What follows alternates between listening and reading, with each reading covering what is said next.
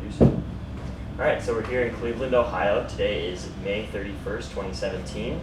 And why don't you go ahead and introduce yourself? Hi, I'm Holley Martens, living in Cleveland, but grew up in Illinois and Indiana. Okay, and then we'll just introduce the people in the room. So I'm Arturo. I'm Dylan. I'm Stephanie. And I'm Mason. Alright, Holly, why don't you go ahead and tell us your story? Thanks.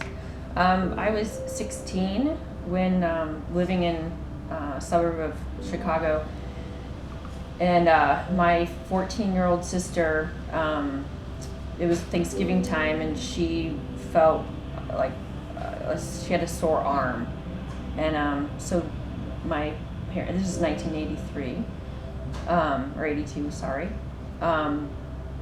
So my parents took her to the doctor, and they did kind of a quick surgery and found that in her lymph nodes, that's what was causing the pain. Her lymph nodes, she had already had, she had melanoma, and it was already metastasized in her lymph nodes in her arm. So we were just being from a family of 5, 3 kids and 2 adults, never really had any medical issues with any of us.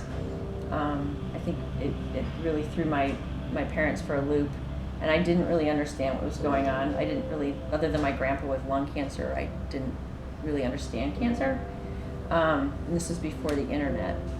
So we did have encyclopedias at home, but that's about it. So my parents searched for the best treatment available, and at the time they were convinced that traveling to MD Anderson in Houston was the best place for melanoma for her.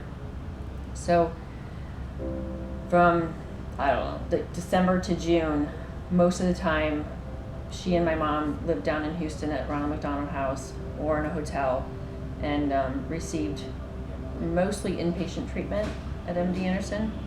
And my older sister and I would go down when we could on breaks or for long weekends.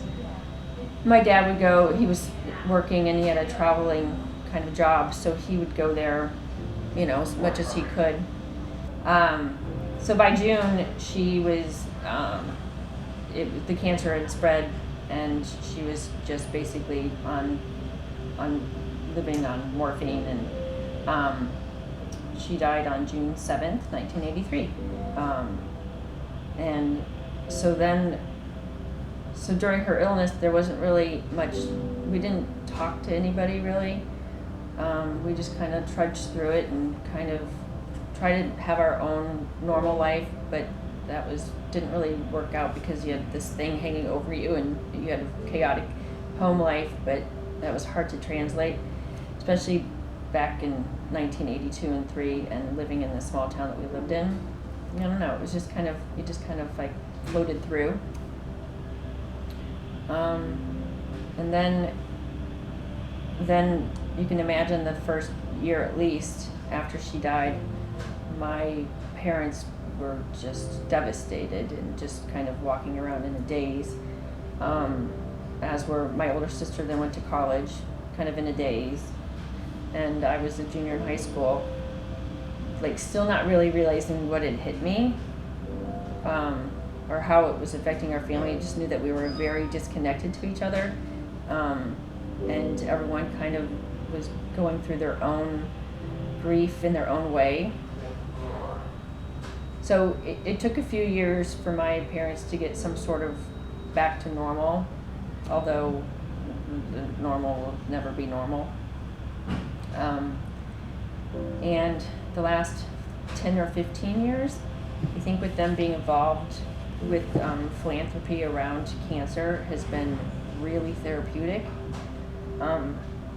Seeing other families being able to have a different experience than they had, if it's with Ronald McDonald House or if it's with university hospitals, or research around adolescent young adult cancers, by the hope that things get better.